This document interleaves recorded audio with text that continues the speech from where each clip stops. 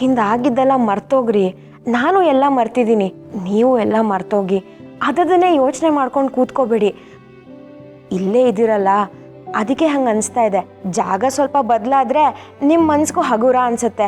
ಇಲ್ಲ ಅಂದರೆ ಇದನ್ನೇ ಯೋಚನೆ ಮಾಡ್ಕೊಂಡು ತಲೆ ಕೆಟ್ಟೋಗುತ್ತೆ ರೀ. ಒಂದು ಕೆಲಸ ಮಾಡೋಣ, ನಾವಿಬ್ರು ಸಿನಿಮಾಗೆ ಹೋಗಿ ಬರೋಣವಾ? ಹೋಗೋಣ, ರೆಡಿ ಆಗೋಣ.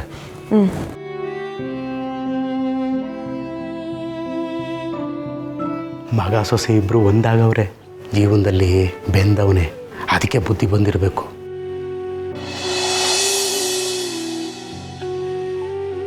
ರಾಣಿ, ನಾನೇನಾದರೂ ತಪ್ಪಾಗಿ ಕೇಳಿದ್ನೇನಮ್ಮ?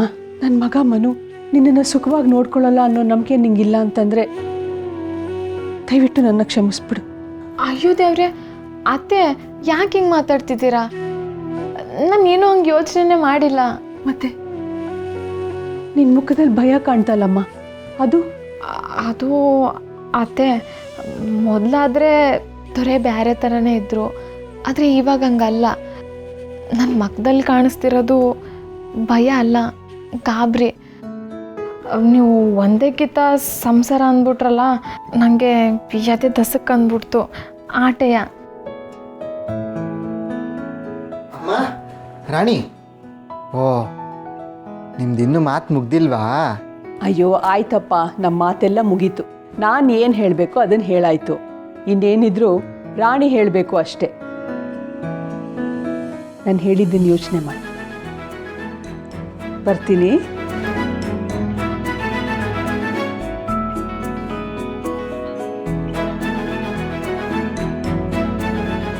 ರಾಣಿ, ಅಮ್ಮ ಏನಂದ್ರು? ನನಗೆ ಮಾತ್ರ ಹೇಳೋದೇ ಇಲ್ಲ ನೀವು. ನಾನು ಈ ಊರಿಗೆ ದೊರೆ, ನೀವಿಬ್ಬರು ಮಾತ್ರ ಮಾತಾಡ್ಕೊಂಡಿದ್ದೀರಾ. ಅದನ್ನು ನನಗೂ ಹೇಳಬೇಕು ತಾನೇ? ಅಯ್ಯೋ ದೊರೆ, ನಿಮ್ಮ ಮಾತು ಮೀರಿ ಏನಾದರೂ ನಡೀತದಾ? ಹಾಗಿದ್ರೆ ಹೇಳು, ಅಮ್ಮ ನಿನ್ನ ಹತ್ರ ಏನು ಮಾತಾಡಿದ್ರು? ಅಯ್ಯೋ ಅದು ಬಿಡಿದೊರೆ, ಸುಮ್ಕೆ ಯಾಕೆ?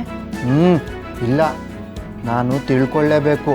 ಇಲ್ಲ ಅಂದರೆ ರಾಜುನಿಂದ ದೊಡ್ಡ ರಹಸ್ಯ ಮುಚ್ಚಿಡ್ತಾ ಇದೆಯಾ ಅಂತ ನಿನಗೆ ಶಿಕ್ಷೆ ಆಗುತ್ತೆ. ಓ ಅದೆಲ್ಲ ಬರುತ್ತೋ? ಆದ್ರೂ ಹೇಳಕ್ಕೆ ಬಸಿ ನಾಚಿಕೆ ದೊರೆ.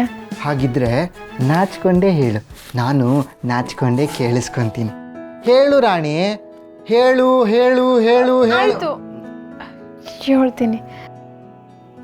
ಅದು ದೊರೆ, ನಾನು ನೀವು ಸಂಸಾರ ಮಾಡ್ಬೇಕಂತೆ. ಅಯ್ಯೋ, ಹಿಂಗ್ಯಾಕೆ ನಾಚ್ಕೊಂಡು ಹೋದ್ಲು? ಸಂಸಾರ ಮಾಡೋದು ಅಂದರೆ ನಾಚಿಕೆ ಆಗುತ್ತಾ? ಈ ಸಂಸಾರ ಮಾಡೋದು ಅಂದರೆ ಏನು? ಯಾರ ಹತ್ರ ಕೇಳೋದು ಇದನ್ನ?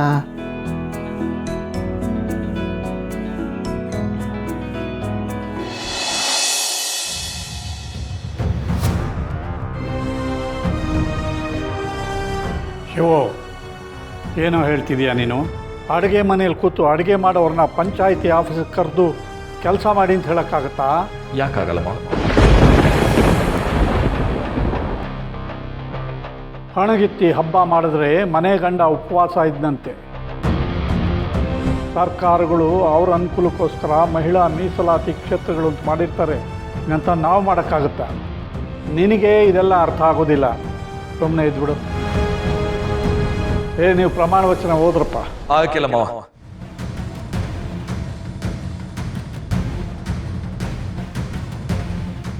ಮಾವ, ನಾವು ಎಲೆಕ್ಷನ್ನಾಗೆ ಓಟ್ ಕೇಳಬೇಕಾದ್ರೆ ಜನರಿಗೆಲ್ಲ ಇವ್ರಿಗೆ ಓಟ್ ಹಾಕಿದ್ರೆ ಒಳ್ಳೇದಾಯ್ತದೆ, ಹಳ್ಳಿಗೆ ಒಳ್ಳೇದಾಯ್ತದೆ ಅಂತೇಳಿ ಹೇಳಿ ಓಟ್ ಹಾಕ್ಸ್ಕೊತೀವಿ.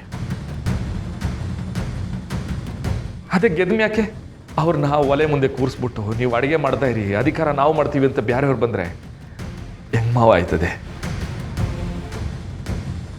ನಮ್ಮ ಬಗ್ಗೆ ನಮ್ಮ ಹಳ್ಳಿ ಹೆಣ್ಮಕ್ಳಲ್ಲಿ ಏನು ತಿಳ್ಕೊತಾರೆ ಮಾವ? ಈ ಸಮಾಜಕ್ಕೆ ಏನು ಸಂದೇಶ ಅಂತ ಕೊಡ್ತೀವಿ ಮಾವ?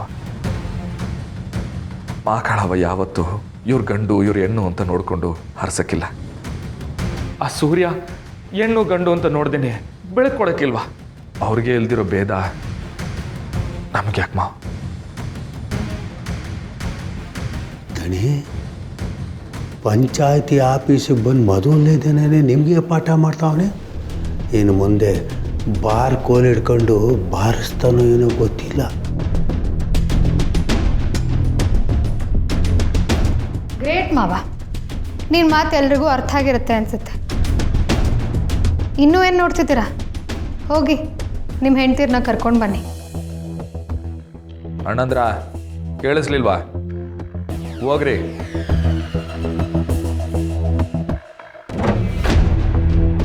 ಶಿವು, ನೀವು ಕುತ್ಕೊಳ್ಳಿ, ಬನ್ನಿ ಕೆಲಸ ಶುರು ಮಾಡೋಣ. ಮಾವ ನೀವು ಬನ್ನಿ ಮಾವ. ಏಟೊಂದು ವರ್ಷದಿಂದ ನೀವು ಈ ಅಧಿಕಾರ ಮಾಡ್ಕೊಂಬಂದವರು. ನಿಮ್ಮ ಮಾರ್ಗದರ್ಶನ ನನಗೆ ಬೇಕು ಮಾವ. ಬನ್ನಿ ಬನ್ನಿ ಮಾವ.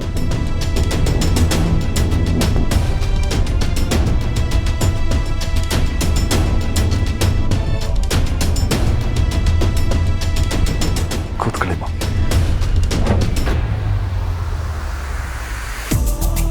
ಒಂದು ನಿಮಿಷ.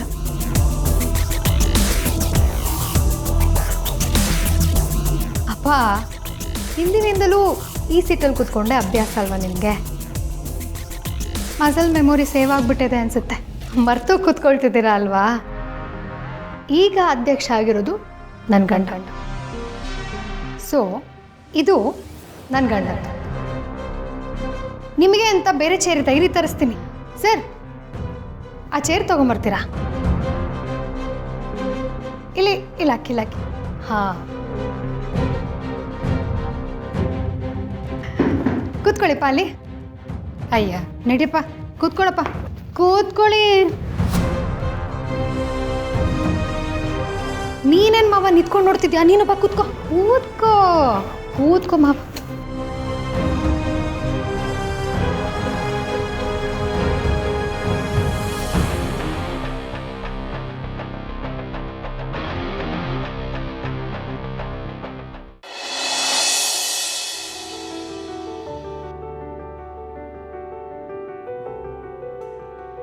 ಸರ್, ಇನ್ಮ್ಯಾಕೆ ನಾನು ಮಾಡೋ ಎಲ್ಲ ಕೆಲಸದಾಗೆ ನಮ್ಮ ಮಾವನ ಆಶೀರ್ವಾದ ಇರ್ತೈತೆ, ಅವ್ರ ಮಾರ್ಗದರ್ಶನ ಇರ್ತೈತೆ. ಮಾವ, ನನಗೆ ನಿಮ್ಮ ಸಹಾಯ ಬೇಕು ಮಾವ. ಪದವಿಲ್ಲದ ಊಟ, ಮುದಿಗಂಡನ ಕಾಟ, ಕೋಣೆಗೂ ಮನೆಗೂ ಸುಮ್ಮನೆ ತಿರುಗಾಟ. ದಿಟ್ಟವಾದ ಮಾತು ಹೇಳಿದ್ರಿ ದಣಿ. ಇವತ್ತಿನ ಯುವಕರಿಗಳೆಲ್ಲ ತಿಳ್ಕೊಬೇಕಾದ್ಯಾ? ನಮಗೂ ಗಾದೆ ಬರುತ್ತೆ ಮಿಸ್ಟರ್ ಛತ್ರಿ.